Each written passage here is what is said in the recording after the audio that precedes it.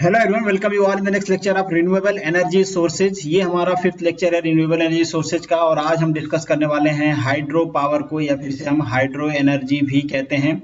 As you know कि इसे हमने क्लासिफाई किया था, तो ऑलरेडी हमने डिस्कस कर लिया है सोलर को, विंड को, बायोमास को हमने डिस्कस कर लिया है, बायो पावर को डिस्कस कर लिया। आज हम हाइड्रो पावर को डिस्कस करेंगे और लास्ट में आपको कुछ MCQ क्वेश्चंस भी मिलेंगे, उसको भी हम डिस्कस करेंगे। तो चलिए शुरू करते हैं लेक्चर को। Before starting the lecture, this is the humble request to all of you, follow one we can be on the different platform. अगर आपको इन वीडियो के PDF चाहिए तो आप मुझे टेलीग्राम पे ज्वाइन कर सकते हैं, आप मुझे इंस्टाग्राम और फेसबुक पे भी फॉलो कर सकते हैं। अगर आप मुझसे पर्सनली जुड़ना चाहते हैं तो आप मेरे ट्विटर और इंस्टाग्राम के आईडी को फॉलो कर सकते हैं। ये चार्ट मैं आपको हर लेक्चर में दिखाता हूं। अगर यहाँ पे कुछ एडिशनली डिस्कस करें हम हाइड्रो पावर प्लांट के बारे में, तो जो first hydro power plant active हुआ था इंडिया में वो हुआ था 902 में, और ये बनना स्टार्ट हुआ था कुछ 1897 के आसपास, दार्जिलिंग वेस्ट बंगाल में बना था।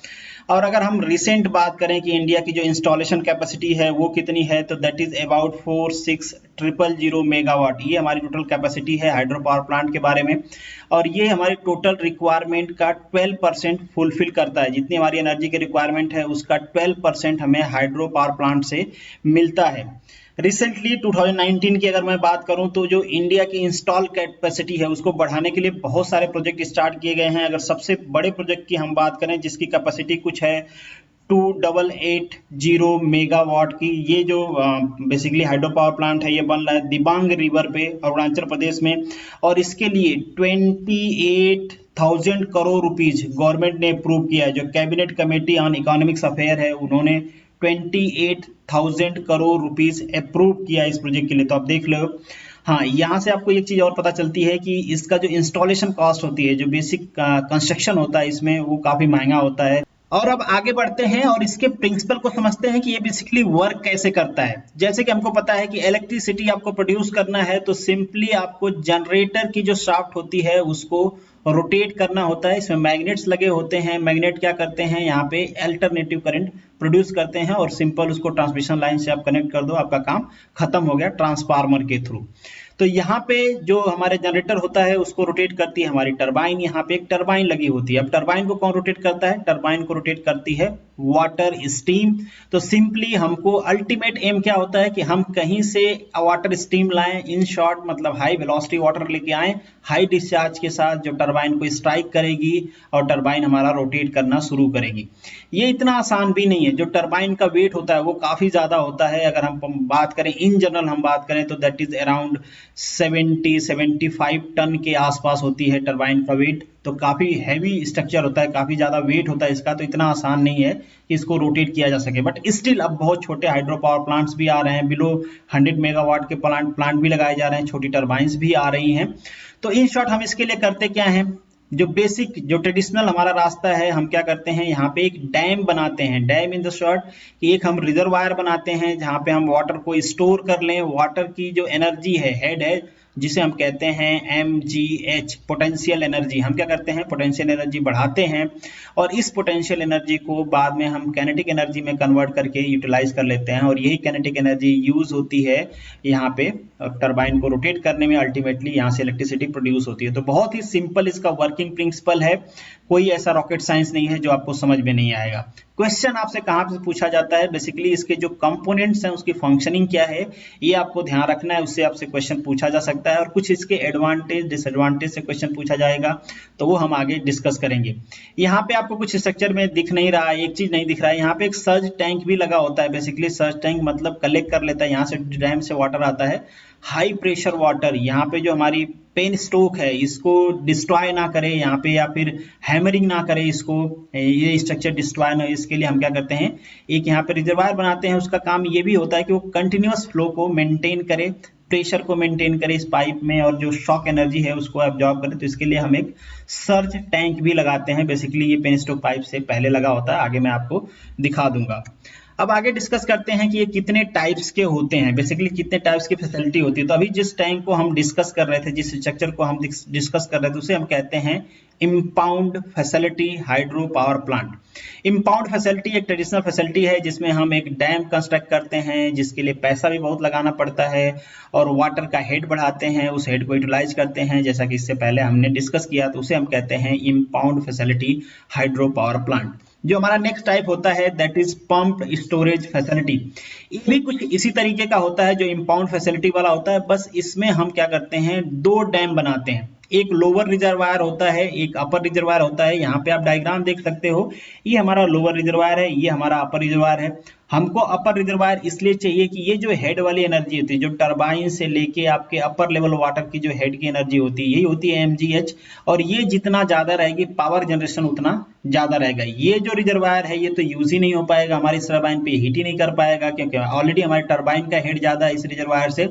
तो हम यहाँ से वाटर को पंप करके यहाँ पे कलेक्ट करते हैं और फिर इससे हम टरबाइन को रोटेट करते हैं और एनर्जी प्रोड्यूस होती है। बट ये एक अच्छा वे नहीं है, जितना आप एनर्जी प्रोड्यूस करोगे उससे कहीं ज्यादा आपको इधर लगाना पड़ेगा। बट समहाउ अगर कहीं पे रिक्वायरमेंट होती है, यहाँ पे थोड़ा लेवल कम हो जाता है, तो एज ए सब्स्टिट्यूट हम इसको लगाते हैं।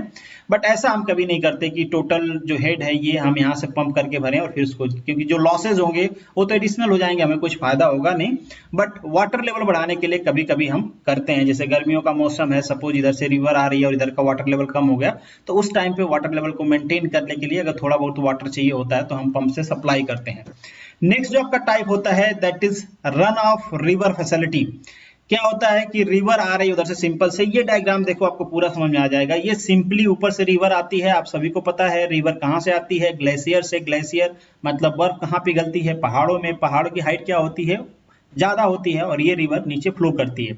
अब हम क्या करें, यहीं पे कहीं पे अपना जो है ये फैसिलिटी पूरा हाइड्रो इलेक्ट्रिक पावर प्लांट का वो बना लें, और रिवर की जितना भी डिस्चार्ज हमको चाहिए, जितना मेगावाट का हमने बनाया है, जितनी बड़ी हमारे पास टरबाइन है, उतनी फ्लो को इधर हम डाइवर्ट कर दें। और ऑब्वियसली यहाँ पे गेट लगा रहता है, हम उस फ्लो रेट को चेंज कर सकते हैं अकॉर्डिंग टू अवर रिक्वायरमेंट। तो ये डाइवर्जन से हम क्या करते हैं, यहाँ पे पावर प्रोड्यूस कर लेते हैं और बाद में टेलरिस से होते हुए ये वाटर अगेन रिवर में आ जाता है, और जो हमारी जो भी सिंचाई उचाई का काम होता है हम आगे करते हैं। अभी एक क्वेश्चन का मैंने आगे रिप्लाई नहीं दिया, भूल गया। बहुत सारे लोगों को कंफ्यूजन होगा कि इसे रिन्यूएबल एनर्जी क्यों कहते हैं। देखो, इसे रिन्यूएबल एनर्जी इसलिए कहते हैं कि ये जो वाटर इधर आ गया, ये अगेन सोलर एनर्जी एब्जॉर्ब करेगा, इवेपोरेट हो जाएगा और ऊपर चला जाएगा। अब अगेन क्या होगा, ये कंडेंस होगा, बारिश होगी और फिर से ये नीचे आ जाएगा। तो इस तरीके से ये जो वाटर है ये रिसाइकल होता रहता है, और इसके रिसाइकलिंग के लिए हमें कुछ एडिशनली नहीं देना पड़ता। ये नेचुरल रिसाइकलिंग प्रोसेस है, इसलिए हम इसे रिन्यूएबल एनर्जी कहते हैं। नेट की दुनिया में आप देखोगे तो बहुत सारे जगह कंफ्यूजिंग वर्ड्स लिखे गए हैं, कहीं कहीं पे तो इसको सिंपली कह दिया जाता है कि ये नॉन रिन्यूएबल एनर्जी सोर्स है, बट ये नॉन रिन्यूएबल एनर्जी सोर्स नहीं है। This is the renewable energy source, because इसके रिसाइकलिंग के लिए कुछ भी मैन मेड नहीं है, हम इसको रिसाइकल नहीं करते हैं, ये नेचुरली रिसाइकल होता है। तो this is the renewable energy source. अब आगे डिस्कस करते हैं कि इनमें कंपोनेंट्स कौन कौन से होते हैं। जैसे कि हमने देखा बहुत ही सिंपल कंपोनेंट्स इन्वॉल्व होते हैं इसमें। डैम क्या करता है, बेसिकली एक स्ट्रक्चर होता है जो होल्ड करता है वाटर को, वाटर हेड को बढ़ाता है, और उस वाटर हेड को हम क्या करते हैं, यूटिलाइज करते हैं to change the kinetic energy, और बाद में हम उससे टरबाइन को रोटेट करते हैं। इनटेक क्या होता है, बेसिकली एक गेट होता है जो ओपन करते हैं हम, डैम के पास लगाए गए होते हैं, और जब गेट हम ओपन करते हैं तो जो भी ग्रेविटी फोर्स के थ्रू वाटर क्या करता है, फ्लो करता है, और पेन स्ट्रोक पाइप से होते हुए। पेन स्ट्रोक पाइप का मतलब क्या है, पेन स्ट्रोक का मतलब क्या है, बेसिकली एक सिलिंड्रिकल स्ट्रक्चर होता है जिसमें वाटर गेट से फ्लो करते हुए हमारे टरबाइन के पास पहुंचता है। देखो, अगर इसको हम पावर प्लांट में डिस्कस कर रहे होते तो काफी डिटेल में डिस्कस करना पड़ता, बट यहाँ पे रिन्यूएबल एनर्जी में हम डिस्कस कर रहे हैं, तो इसके कंस्ट्रक्शन कैसे होते हैं, इसका डिजाइन कंस्ट्रेंट क्या होता है, ये सारी चीजें, इसमें स्ट्रेन कैसे सारी चीजें कैलकुलेट करते हैं, ये सारी चीजें यहाँ पे डिस्कस नहीं करना है। यहाँ पे चूंकि रिन्यूएबल एनर्जी में हम इसको डिस्कस कर रहे हैं तो हमको बस बेसिक फंडामेंटल समझना है, कंपोनेंट समझने हैं, उनके फंक्शनलिटी समझनी है बस। बाकी सारी चीजें आपको पावर प्लांट का जो आपका लेक्चर्स होता है उसमें पढ़ाया जाएगा। और बेसिकली जो हमारा काम शुरू होता है, बेसिकली मैकेनिकल इंजीनियर की हम बात करें तो ये जो पेन स्ट्रोक का कंस्ट्रक्शन होता है, डैम का कंस्ट्रक्शन होता है, ये सिविल इंजीनियरिंग के अंदर आता है। इसके बाद जब वो चीज टरबाइन पे स्ट्राइक करती है, वहां से मैकेनिकल इंजीनियरिंग का काम शुरू होता है up to transformer. Up to generator, generator के बाद ये काम इलेक्ट्रिकल इंजीनियर का हो जाता है। नेक्स्ट जो आपका पोर्शन है that is turbine. Again turbine भी बहुत सारे टाइप्स की होती हैं, उनकी डिजाइनिंग होती है, ये पूरा एक फ्लूइड मशीनरी का लेक्चर है, तो यहाँ पे वो सारी चीजें हम डिस्कस नहीं करेंगे। वाटर क्या करता है, हमारे टरबाइन के ब्लेड से स्ट्राइक करता है, टरबाइन रोटेट करती है, इम्पैक्ट ऑब्जेक्ट आपने पढ़ा भी होगा। फिर वहां से एनर्जी जो हमारी रोटेशनल एनर्जी है हम ट्रांसफर कर देते हैं हमारे जनरेटर को, और वहां से जनरेटर क्या करता है, एनर्जी प्रोड्यूस करता है। जो ज्यादा यूज वाली टरबाइन होती हैं वो फ्रांसीसी टरबाइन होती हैं, वैसे अराउंड डिपेंड करता है रिक्वायरमेंट के हिसाब से, हम नियर अबाउट यहाँ पे सारी टरबाइन यूज करते हैं। जैसे यहाँ पे लिखा भी है टरबाइन का, मैंने वेट बताया था काफी ज्यादा होता है, बस कम वेट की टरबाइन भी आती है। नेक्स्ट जो पॉइंट है दैट इज जनरेटर। जनरेटर क्या होता है, जनरेटर की शाफ्ट जो होती है हमारी टरबाइन शाफ्ट से कपल्ड होती है, जनरेटर टरबाइन रोटेट करती है, जनरेटर रोटेट करता है, यहाँ पे सीरीज ऑफ मैग्नेट्स लगे होते हैं, इसके अंदर मैग्नेट रोटेट करते हैं और वहां से हमारी अल्टरनेटिव करंट प्रोड्यूस होती है। इस अल्टरनेटिव करंट को हम सप्लाई कर देते हैं जनरेटर में, जनरेटर उसे हाई वोल्टेज कनेक्ट में कन्वर्ट कर देता है और ट्रांसमिशन लाइन को सप्लाई कर देता है। तो ये एक सिंपल लाइन है, ट्रांसमिशन लाइन मतलब पावर सप्लाई लाइन, जो जहां भी रिक्वायर्ड जगह होती है, जो भी ग्रिड होती है वहां पे इसको हम पहुंचा देते हैं, वहां से इसको डिस्ट्रीब्यूट कर देते हैं। ओवरफ्लो क्या होता है, बेसिकली जो वाटर यूज हो गया वो टेलरेस के थ्रू रिटर्न हो जाता है हमारे रिवर के डाउन स्ट्रीम में, उसके बाद वो रिवर के साथ जहां भी रिवर का फ्लो होता है वहां चला जाता है। जो हमारा नेक्स्ट पॉइंट है, यहाँ पे थोड़ी सी चीज बात की गई है वहाँ के पावर फैक्टर के बारे में। तो जो पावर प्रोडक्शन होता है हाइड्रो इलेक्ट्रिक पावर प्लांट का, वो बेसिकली डिपेंड करता है जो हमारा वाटर का फ्लो है और वाटर के हेड के ऊपर कितना वहां से डिस्चार्ज आ रहा है और उसका हेड क्या है, ये दोनों पे डिपेंड करता है कि जो हाइड्रो इलेक्ट्रिक पावर प्लांट है वहां से पावर कितना प्रोड्यूस होगा। नेक्स्ट जो हमारा पॉइंट है that is hydraulic energy. Hydraulic energy basically क्या होती है, जो भी एनर्जी स्टोर्ड है in the form of mgh, जिसे हम यूटिलाइज कर सकते हैं कैनेटिक एनर्जी में टू रोटेट द टरबाइन, उसे हम कहते हैं हाइड्रोलिक एनर्जी। ये बेसिकली दो चीज पे डिपेंड करती है कि हमारा हेड कितना है डैम में और हमारा फ्लो रेट कितना है, उसी के हिसाब से हमारी टरबाइन रोटेट करेगी। हेड बेसिकली क्या होता है, वर्टिकल हाइट होती है हमारे पेन स्टोक के बॉटम से पेन स्टोक के टॉप पे। बेसिकली अगर हम ये कहें तो हमारे जो एक्चुअल मेजरमेंट, जो हमारे जो टरबाइन का बॉटम पॉइंट होता है उससे लेके हमारे डैम का जो अपर लेवल होता है, वाटर लेवल, वो हमारा हेड होता है। ये पूरी एनर्जी अवेलेबल होती है। डेफिनेटली इसमें कुछ लॉसेज होते हैं जो आपने पढ़े होंगे हाइड्रोलिक मशीन्स में या पावर प्लांट जब आप पढ़े होंगे, तो उसके बाद जो भी एनर्जी होती है उसको हम यूटिलाइज कर लेते हैं। जितना ज्यादा हेड रहेगा उतना ज्यादा पावर प्रोडक्शन रहेगा, जितना ज्यादा फ्लो रहेगा उतना ज्यादा पावर प्रोडक्शन रहेगा। मतलब इन शॉर्ट ये फ्लो और हेड दोनों पावर प्रोडक्शन को इन्फ्लुएंस करते हैं, चेंज कर देते हैं। अब अगर इसकी हम मैथमेटिकल वैल्यू देखें तो जैसे कि मैंने कहा कि एनर्जी की अगर हम बात करें तो एनर्जी कितना होती है, mgh होती है। mgh अगर इसको हम चेंज करना चाहें तो m को आप क्या लिख सकते हो, रो इंटू वी, वी को हम q लिख देते हैं। q is nothing but discharge volume, कितना वॉल्यूम वहां से आ रहा है, this is g into h।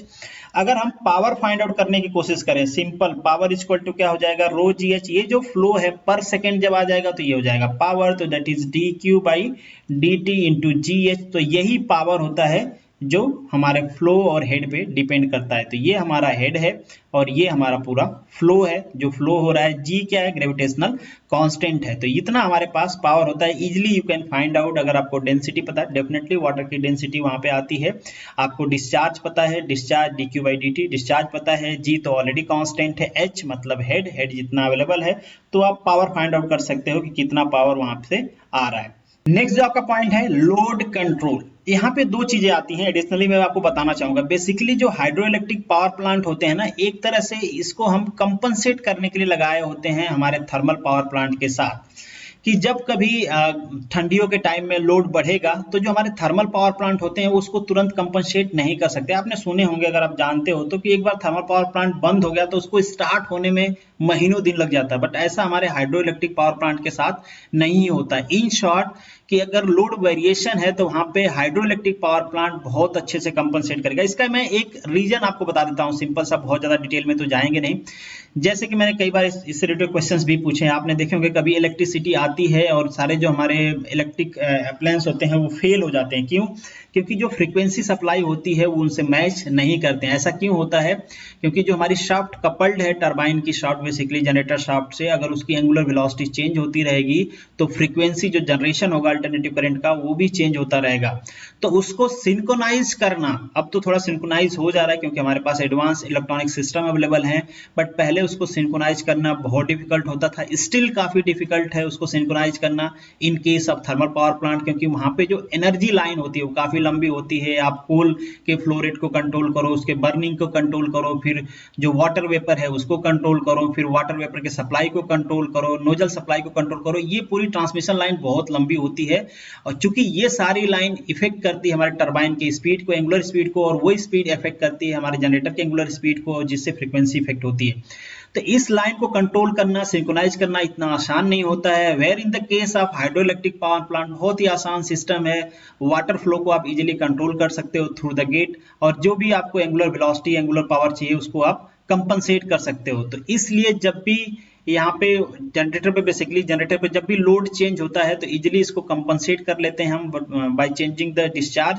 वो हम अपने थर्मल पावर प्लांट में नहीं कर पाते हैं। इसीलिए जो हाइड्रो इलेक्ट्रिक पावर प्लांट होता है बेसिकली इसको हम लोड को कंपनसेट करने के लिए लगाए होते हैं कि गर्मियों में लोड कम हो गया, सर्दियों में लोड ज्यादा हो गया, तो हमारा जो थर्मल इलेक्ट्रिक पावर प्लांट है वो इसको कंपनसेट नहीं कर पाता है या डिफिकल्टीज होती है, तो हम वहाँ पे हाइड्रो इलेक्ट्रिक पावर प्लांट लगा देते हैं। बेसिकली ये जो फ्रीक्वेंसी या लोड है जो हमारा हाइड्रो इलेक्ट्रिक पावर प्लांट में है, ये कंट्रोल किया जाता है इलेक्ट्रॉनिक्स लोड कंट्रोलर के थ्रू, जो कि इजीली कंट्रोल कर पाता है ये पूरी ट्रांसमिशन लाइन को, जिससे हम फ्रीक्वेंसी को एक कांस्टेंट फ्रीक्वेंसी हम मेंटेन कर पाते हैं जो कि हम यूज कर रहे हैं। और यहाँ से कुछ एक्स्ट्रा पावर जनरेशन अगर हो गया तो वो हम डमी लोड को सप्लाई कर देते हैं। आपको पता है कि इलेक्ट्रिसिटी प्रोडक्शन का सबसे बड़ा ड्रॉबैक यही है कि हम इसको स्टोर नहीं कर पाते हैं। जितना एक बार पावर प्रोडक्शन हो गया अगर आप उसको यूज कर पाए तो वेल एंड गुड, अगर आप उसको यूज नहीं कर पाए तो स्टोर नहीं कर पाओगे। अब आप कहोगे सर बैटरी में तो स्टोर कर लेते हैं, डेफिनेटली बैटरी में हम स्टोर कर पाएंगे, बट इस एनर्जी को अगर हम बैटरी में स्टोर करके यूज करने लगे तो स्टोर करने का खर्च ही प्रोडक्शन के खर्च से कई गुना ज्यादा आ जाएगा। इसलिए यहाँ पे ये आइडिया काम नहीं करता है कि इसको हम बैटरी में स्टोर कर लें। यहाँ पे कुछ एडवांटेज और डिसएडवांटेज मेंशन है। तो एडवांटेज क्या है, यहाँ पे वाटर यूज होता है बेसिकली, जिसके लिए आपको कोई चार्ज नहीं देना पड़ता है। एक तरह की नीट और क्लीन एनर्जी है, आपको कोई इन्वायरमेंटल इफेक्ट या हार्मफुल इफेक्ट नहीं मिलता है। जो रनिंग चार्ज है इसका वो लो है, फ्रीली अवेलेबल है, लो मेंटेनेंस है इसका, कंस्ट्रक्शन इसका सिंपल है, बहुत ज़्यादा टेक्नोलॉजी की रिक्वायरमेंट है नहीं है, डैम ही बनाना है आपको, इसके अलावा तो बाकी सारी चीज़ें सिंपल हैं। लाइफ इसकी ज़्यादा होती है और ये इंस्टेंटली स्टार्ट हो जाता है, जैसे कि मैंने आपको पूरा चीज डिस्क्राइब किया, जो कि थर्मल पावर प्लांट में नहीं हो पाता है। अब इसके डिसएडवांटेज की बात करें तो यहाँ पे कैपिटल कॉस्ट ज्यादा होती है, डेफिनेटली पहले भी हमने डिस्कस किया, इसकी कैपिटल कॉस्ट बहुत ज्यादा होती है। स्टार्ट करने के लिए डैम बनाने में ही आपके बहुत ज्यादा पैसे खर्चा हो जाते हैं, ये तो जबरदस्ती का डिसएडवांटेज लगाया गया है। कोई ऐसा पावर प्लांट नहीं है जहां पे अनस्किल्ड लेबर की रिक्वायर होती है, तो ये एक तरह का पैरेलल चीजें हैं, सब जगह स्किल्ड लेबर चाहिए होता है। यहाँ पे जो वाटर रिक्वायर होता है, मतलब वाटर का जो फ्लो रेट होता है वो आपको ज्यादा चाहिए, और ये सीजन पे डिपेंड करता है। अगर वाटर का फ्लो रेट कम है तो आपका ये काम नहीं करेगा, बारिश नहीं हुई तो काम नहीं करेगा, ये सारी चीजें हैं, ये नेचुरल कंस्ट्रेन है। और ये जो ट्रांसमिशन कास्ट है वो भी ज्यादा होती है। क्यों ज्यादा होगी कि देखो, अब पहाड़ों में तो इलेक्ट्रिसिटी की ज्यादा जरूरत पड़ेगी नहीं, पड़ेगी कहाँ पे, जहाँ पे पॉपुलेशन रहती है, पॉपुलेशन पहाड़ों में रहती नहीं है, तो एक लंबी ट्रांसमिशन लाइन की रिक्वायर्ड होती है पावर प्रोडक्शन के बाद, तो इसलिए इसकी ट्रांसमिशन कॉस्ट भी ज्यादा हो जाती है, लॉसेस भी ज्यादा हो जाते हैं। यहाँ पे कुछ क्वेश्चन है, इनको डिस्कस कर लेते हैं। Which statement about the hydro electric power plant is wrong, इसमें से कौन सा रॉन्ग है, तो आप सारा पढ़ लेना, सारे सही हैं। डी रॉन्ग है केवल, meeting rapid change of load demand is not possible. भाई इसीलिए तो ये बनाया जाता है, रैपिड चेंज होता है लोड में, इसको ये कंपनसेट कर लेता है easily. Hydro electric power plant is mainly located to, कहाँ पे लोकेटेड होता है, ये हिली एरिया में, उधर से रिवर आ रही होती है, वहां पे डैम बनाना भी आसान होता है, क्योंकि ऑलरेडी हमको कुछ नेचुरल स्ट्रक्चर मिल जाता है पहाड़ों का, जिसको हम यूटिलाइज कर पाते हैं। तो इसमें साइट सिलेक्शन भी बहुत ज्यादा इंपॉर्टेंट होता है। नेक्स्ट जो आपका पॉइंट है, location of the surge tank in the hydro electric station is near to, surge tank कहाँ पे लगा होता है, आगे मैं डायग्राम दिखा दूंगा। सर्ज टैंक लगा होता है रिजर्वायर के पास, जैसे रिजर्वायर से वाटर फ्लो करता है, पहले सर्ज टैंक में जाता है ताकि वो फ्लो रेट को मेंटेन करे, जो प्रेशर एनर्जी है, जो हैमरिंग है उसको वो रिड्यूस कर दे, जो पेन स्ट्रोक में हैमरिंग होगी उसको रिड्यूस कर दे। यहाँ पे आप देख सकते हो सर्ज टैंक लगा हुआ है, तो यहाँ पे आप देख रहे हो ये हमारा रिजर्वायर है और यहाँ पे कहीं पे सर्ज टैंक है, इसके बाद ये पेन स्ट्रोक में जा रही है। नेक्स्ट जो आपका है the function of search tank. Search tank का फंक्शन क्या होता है? To relieve water hammer pressure, मतलब ये हैमरिंग ना हो पाए, यहाँ से बहुत तेज डैम से वाटर आएगा तो यहाँ पे हैमरिंग के चांसेज होंगे, क्योंकि आप देख रहे हो ऊपर से जब नदी से या कहीं से पानी गिर रहा होता है, झरने से आपने देखा होगा, तो उसमें टर्बुलेंस कितना होता है, तो वो टर्बुलेंस को ये क्या करता है? मिनिमाइज कर देता है। Gross head of the hydro power station is, gross head क्या होता है? यहाँ से लेके, ग्रॉस हेड की हम बात कर रहे हैं तो टेल रेस से लेके हमारे टरबाइन के और हमारे जो डैम का अपर जो लेवल है, अपर लेवल है वाटर का, उसे हम कहते हैं ग्रॉस हेड। तो this is the difference of water level between the level in the storage and tail race. तो यहाँ पे जो आपका आंसर है दैट इज ए। नेक्स्ट जो आपका क्वेश्चन है फंक्शन ऑफ पेनस्टोक। पेनस्टोक का फंक्शन क्या होता है? Carry water to the turbine. Definitely एक तरह की सिलेंड्रिकल पाइप होती है, पाइप कह सकते हैं उसको, सिलेंड्रिकल स्ट्रक्चर होता है बेसिकली, जो कि वाटर को कैरी करता है। नेक्स्ट जो क्वेश्चन है आपका, power of hydro power plant depend on, किस पे डिपेंड करता है? इन दोनों पे डिपेंड करता है, हमने डिस्कस किया था, बोथ पे डिपेंड करता है, वाटर के फ्लो रेट और उसके हेड पे। यहाँ पे आपको आंसर मेंशन है। तो this is the end of this lecture. Thank you so much for watching this. मिलते हैं नेक्स्ट लेक्चर में, तब तक के लिए all the best, good luck.